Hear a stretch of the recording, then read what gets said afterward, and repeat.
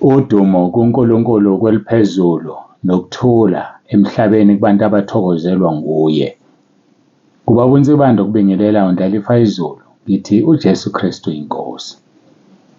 Siyambonga uNkulunkulu wethu kakhulu, siyamdumisa ukuba sikwazi ukuphinde sihlangane ngalolu suku lwanamhlanje, usuku lwangoLwesithathu. Lokusagcinana kule ngosi ngikustudio 3 ngoLwesihlanu.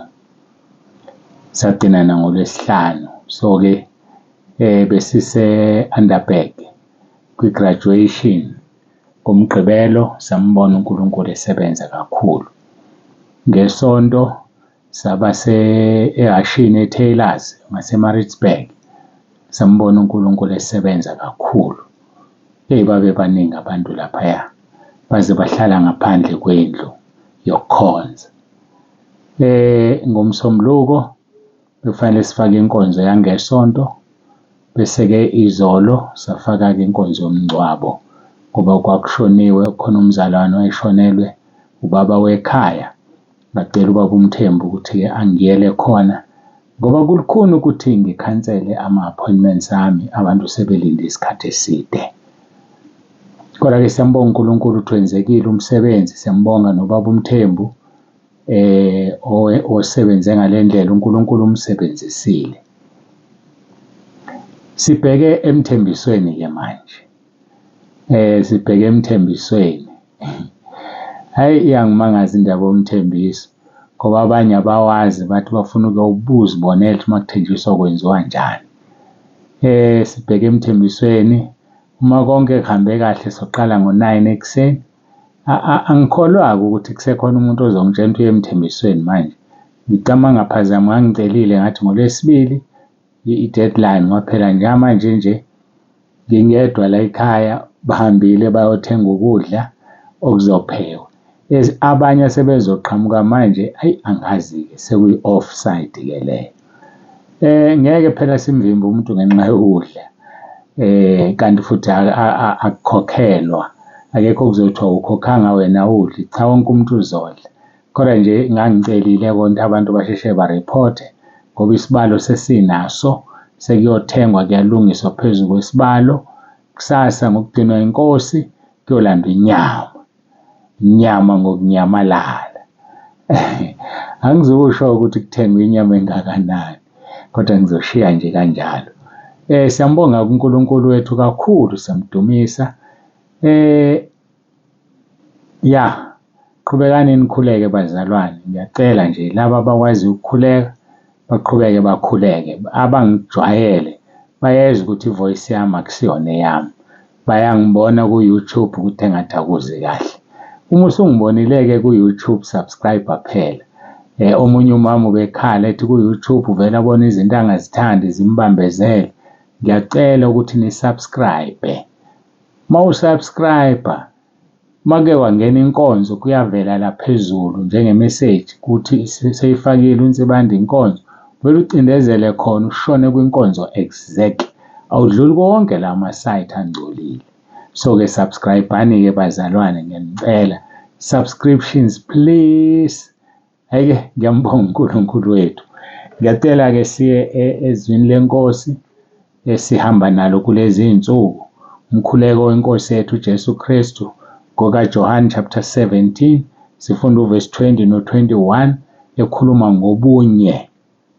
Sibe sesithinta-ke kulezi iy'nsuku indaba yongenamthetho, umphiko uKristu osesebenza emfihlakalweni. Kunezinye izinto abangithumelela zona abazalwane befuna ngizifake ekhaya lezo ezithusayo, no-human trafficking. Ngicela ukusho lento. Bazalwane, uNkulunkulu wangivala. Angizifaki ezinye izinto la ngaphandle kwezwi. Angizifaki nje ezinye izinto, ningazikhathazi bazalwane. Akuyona igroup yanoma yini le, eyezwi njengoba kuthiwa ukuthi ikhaya lezwi. Uma uhlezi ekhaya lezwi, uNkulunkulu uzokuphephisa kulezi zinto abantu okufuneka bazibone ku-social media bese bephepha. Uyokuphephisa nje uNkulunkulu. Angithi sizwile omunye efakazi, umuntu omdala ohamba ofaka ikhadi ekhipha imali, waphinde walifaka okwesibili lingavumi, wahamba uthe esehlezi phansi lapha kuthi kwafika umfana emlethela imali yakhe ngoba ibilunguzile lapha kwe-ATM. Uyabona, asidingi ngempela kahle kahle lezi zinto ey'ningi, thina sigadiwe thina. Uthi uyothumela iy'ngelosi zakhe, Ihubo 91 verse 10 kuya ku-12, uyothumela iy'ngelosi zakhe zisithwale singaqhuzuki ngisho nangonyawo etsheni. So-ke thina okwethu asinako okwaphezulu, sikhohlwe kwasemhlabeni, kube ngathi awukho emhlabeni, kube ngathi awulambile ulambile, kube ngathi unemali ungenamali. Uyayibona loo nto, ukhohlwa unaka uJesu. Ngiyamthanda uMatthew chapter 6 verse 33, funani kuqala umbuso wezulu nokulunga kwakhe, khona konke kuyonezelwa kunina. Siyambonga uNkulunkulu wethu osithandayo. Funa yena nje wena uyithulele. Uyakubona udingani uzokwenzela. Wena nje funa wena, seek the Lord whilst he may be found. Kusisiza-ke lokho. Jeremiah 17 verse 20 no-21, angiceleli laba bodwa kepha nalaba abakholwa yimi ngezwi labo, ukuba bonke babe munye njengalokhu wena baba kimi nami ngikuwe, ukuba nabo babe kuthina, ukuze izwe likholwe ukuthi wena ungithumile. Nabo babe kuthina, ukuze izwe likholwe ukuthi wena ungithumile. Ake sivuselelane-ke ngalo ngenamthetho lapha kwabaseThesalonika besibili, chapter 2 siqale verse 1 siya ku-8. Kepha siyanxusa abazalwane mayelana nokufika kweNkosi yethu uJesu Kristu nokubuthanela kwethu kuyo, ukuba ningasheshi ninyakazise engqondweni yenu ngethuswa noma ngomoya noma ngezwi noma ngencwadi ngokungathi ivela kithi, sengathi usuku lukaKristu selufikile. Makungabikho umuntu onikhohlisayo nangayiphi indlela, ngokuba lokufika kungaveli kuqala ukuhlubuka. Kwambula umuntu ongenamthetho, indodana yokulahlwa, omelana nakho konke nozikhukhumeza phezu kwakho konke okuthiwa uNkulunkulu noma into nje ekhonzwayo, aze azihlalise ethempelini likaNkulunkulu ezishaya uNkulunkulu. Nangoku verse 5, anikhumbuli yini ukuthi ngisekhona kini nganitshela lokho na? Senikwazi okumbambezelayo ukuze ambulwe ngesikhathi sakhe, ngokuba imfihlakalo yokungabi namthetho iyasebenza kuphela ukuze kudediswe yena ombambezelayo. Uthi kuPawulos abatshela, thina wasitshelanga simazi thina, uvimbile. Lapho-ke uzokwambula lo ongenamthetho yakumqeda iNkosi uJesu Kristu ngomoya womlomo wayo, imchithe ngokubonakala kokufika kwayo. So-ke kulezi insuku nje siyaphenya, sifuna ukuthola kahle kahle ukuthi ubani lo vimbile ongenamthetho. Siyaphenya. Izwi liyadinga ukuthi ngesinye isikhathi uliphenye. Liyadinga izwi ukuthi ngesinye isikhathi ulibhekisise. Ngoba uma ulibhekisisa kuyakusiza, kuyakulekelela. Yabona uma ubheka izwi leNkosi, Izenzo 17, uqala kuverse 10, 11 and 12. Lithi kepha abazalwane bamukisa uPawulu noSila masinyane ebusuku ukuba baye eBheriya. Khona sebefikile khona bangena esinagogeni labaJuda. Labo-ke babe bahle kunabaseThesalonika, belamukela izwi ngenhliziyo yonke. Izwi lamukele ngenhliziyo yonke. Bahlolisisa imibhalo imihla ngemihla ukuba zinjalo yini lezo zinto. Bengifuna leli gama-ke, bahlolisisa imibhalo. So akulona icala ukuhlolisisa umbhalo, kodwa kubuhlungu ukuhlolisisa umbhalo ungenayo umoya ongcwele, ngoba uzofika kwiy'gqibo ezi-wrong, uzofika kuma-conclusions a-wrong, ngoba phela vele usathane uzokudukisa. Hlolisisa izwi, uqale ngokukhuleka. Hlolisisa izwi, ukhuleke ngomoya nangeqiniso, ukuze umoya ongcwele akufundise lona. Kuthiwa-ke laba-ke babe bahle kunabaseThesalonika, balamukela izwi ngenhliziyo yonke, bahlolisisa imibhalo imihla ngemihla ukuba zinjalo yini lezo zinto. Ngakho abaningi kubo bakholwa, nabesifazane abanesithunzi abangamaGreki namadoda angeyingcosana. Ukuhlolisisa izwi kwenza ukuthi ulandele into ekunelisayo ngoba usuyihlolisisile. Hlolisisa izwi. Ngiyani-encourage-a. Indawo-ke enhle yokuhlolisisa izwi i-Bible school. Hamba e-Bible school uyofunda ukuhlolisisa izwi. Uyotraina ukuze ukwazi ukwenza i-research yezwi. Hamba e-Bible school. Iyiphi-ke enye engayirekhomenda ngaphandle kwale mina ekade ngifunda kuyona esengiwuthisha kuyona? I-Holy Nation Bible College International. Holy Nation Bible College International. Head office yabo ilapha ePhindane, Pinetown. So-ke ngiyayirekhomenda ngoba ngiyayazi. Hayi ngiyayirekhomenda. Bakhona-ke abefundisi basentabeni asebeyile khona. Sinabo nje, siyajabula kakhulu, uNkulunkulu anibusise. Ngakho-ke ngiyani-encourage-a, hamba uyofunda ukuhlola umbhalo. Ngoba ukuya eBible College ukuyofunda ukucubungula izwi. Kodwa ugadeke wena, ungalicubunguli ngenyama ngoba uzolimala. Hhayi uzolimala, ungalicubunguli ngenyama.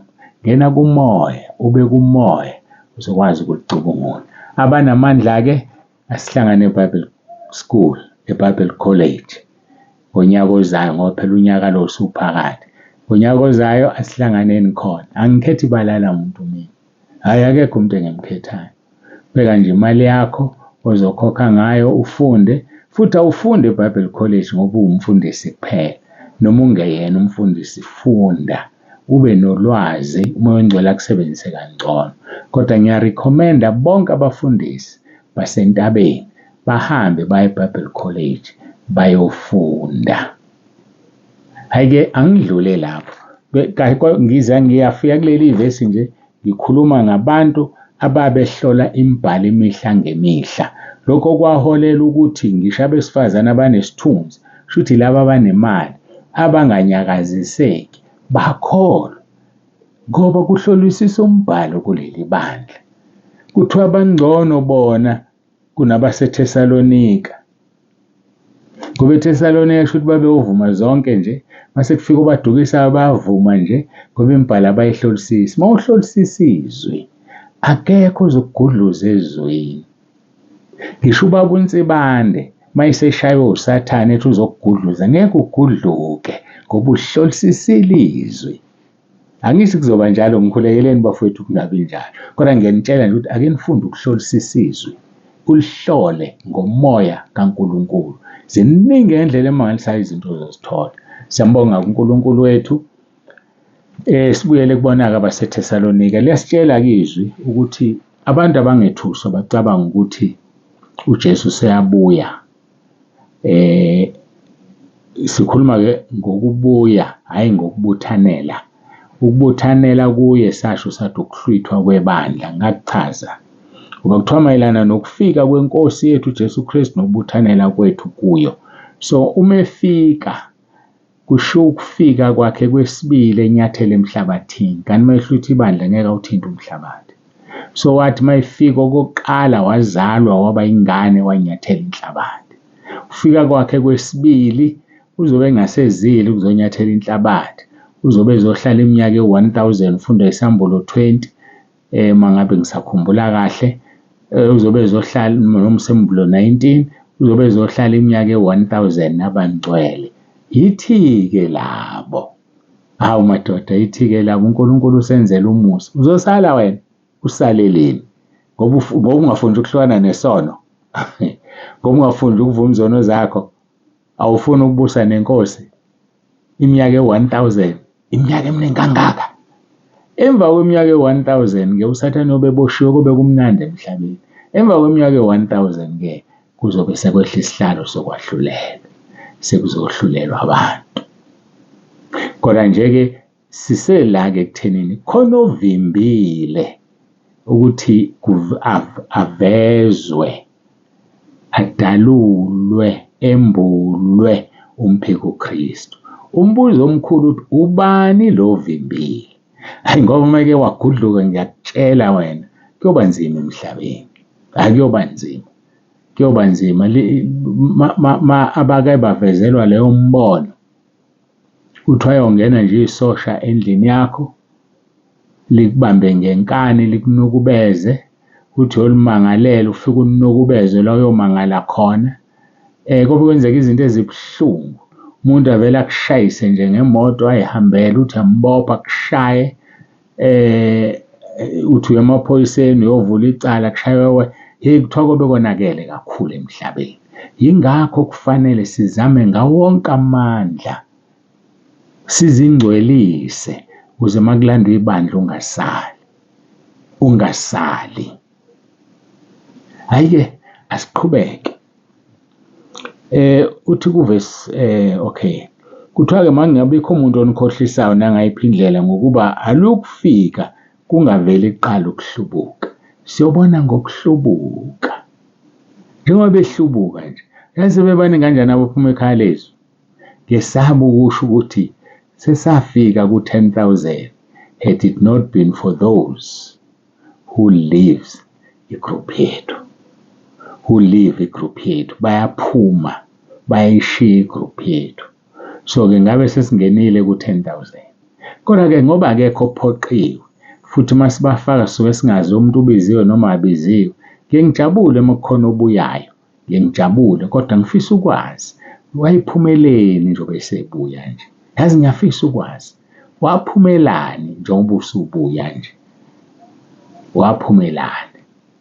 Abanye-ke babo baqoqwa ukuhlwa, abanye ukubheda ka-WhatsApp, ngiya-understanda, abanye bashaywa amadata. Ziningi izizathu, ngacela ngathi ningangitsheli lezi izizathu, angizithandi ukuzizwa, kodwa nje ngiyajabula uma ngibona umuntu ebuya. Ngakho-ke makungabikho umuntu onikhohlisayo nangayiphi indlela ngokuba alukufika kungakaveli kuqala ukuhlubuka, kwambulo umuntu ongenamthetho, indodana yokulahlwa, omelana nakho konke nozikhukhumeza phezu kwakho konke okuthiwa uNkulunkulu noma into ekhonzwayo. Yambona lo mzalwane omelanayo nje enkonzweni, kube kusathe wenziwa ukuthi indaba kwenzisa ubani, bekufanele ngabe kwenzisa ubani. Yonke nje into eyenziwe uyayigxeka nje. Umphika uKristu loyo ocashile and ngeshwa uthola ukuthi akazazi. Ubhizi usangibona lo mzalwane lo ogxeka yonke into, agxeke ngisho intshumayelo, agxeke umfundisi, agxeke umama umfundisi, azogxeka abanye abazalwane abavuthayo. Umsebenzi wakhe utshalwe uSathane, umphika uKristu kodwa akazazi. Yababona lo hlobo lwabantu bakhona ngisho emsebenzini bagxeka abaphathi, benza lokhu nalokhu, abacupha abaphathi. Kunzima. Kodwa-ke hhayi, sizophepha maduze. Base siya-ke kuthiwa omelana nakho konke nozikhukhumeza phezu kwakho konke okuthiwa uNkulunkulu noma into ekhonzwayo, azazihlalise ethempelini likaNkulunkulu ezishaya uNkulunkulu. Siyabuza kuPawulu, anikhumbuli yini ukuthi ngisekhona kini nganitshela lokho na? Ngoba ibhalela abantu baseThesalonika engekho kubo, yinto abayixoxa ekhona eShumayela. Uthi-ke seniyakwazi ukumbambezelayo ongenamthetho ukuze ambulwe ngesikhathi sakhe, ngokuba imfihlakalo okungabi namthetho isiyasebenza. Hhayi, iyasebenza yona. Ngake ngaxoxa ngathi ukuthi uyadrayiva nolendela itekisi livele lime nje, lingaphumisha emgwaqeni, lehlisa umuntu. Lilandele, anti kunemoto ngapha kwazi-overtake, lihambe livele lishaya ama-hazard lime, gibela umuntu. Yayingenzeki leyo nto, yayingenzeki. Manje uma ungathi uyakhuluma kuzokhala inhlamvu yesibhamu kuwe.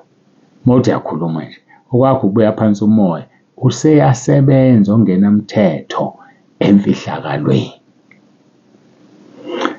Kuthiwa-ke kuphela ukuze kudediswe yena ombambezelayo manje. Lapho-ke uzokwambulwa lowo ongenamthetho eyakumqeda iNkosi uJesu Kristu ngomoya womlomo wayo, imchithe ngokubonakala kokufika kwayo. Izomchitha ngomoya womlomo, yini le inkemba ezwi, hhayi izomchitha ngalo achitheke. Isikhathi sesinje bengi-update kahle, bengi-update ngingakaqhubeki.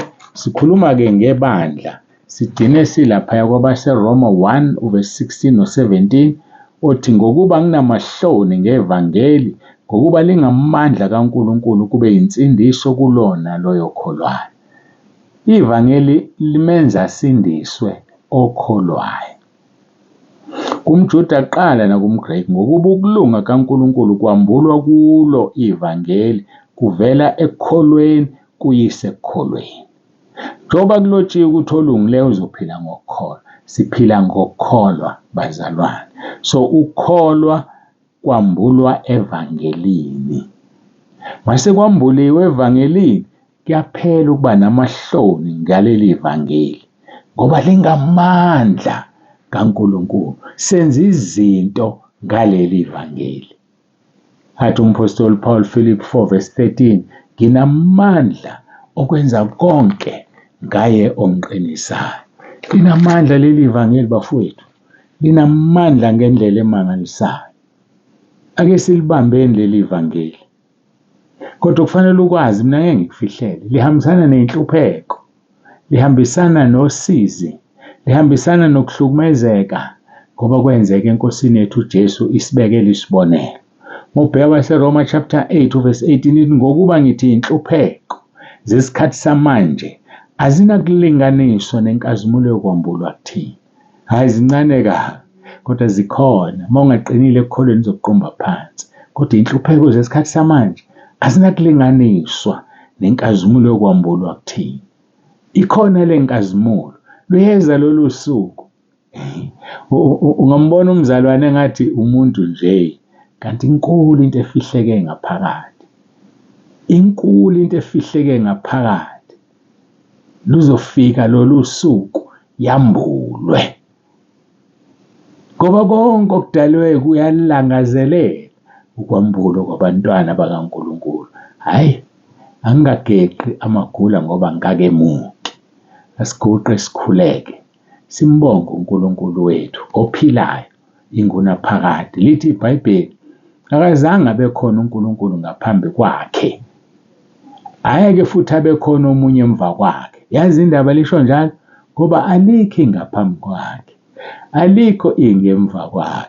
So siuye nje. Hawa sifihlwe bazalwane. Masifihlwe kuJesu Kristu oyinkosi. Athi uKolose 3:3, uma nafa noKristu ukuphila kwenu kufihliwe kuKristu ekuNkulunkulu. Uma nje nafa, yifa maqondana nezwe, bethelwa ezweni nezwe libethelwe life ngawe. Ukhonze uNkulunkulu ngobungcwele, uhlukane nesono. Uzoza ukuthi kumnandi kanjani ukukhonza uNkulunkulu. Zithi zikhona izinto, athi uPaul, azisizi zonke. Yazi ukuthi ayisizi zonke. Ngakho qaphela-ke, balekelana nakho konke okubonakala kukubi. Abalekela okubi kuphela nokubonakala kukubi. Siyambonga uNkulunkulu. Sesinjalo isikhathi, kumnandi ukukhuluma ngokuthithima kwenhliziyo. Asiguqe sikhuleke.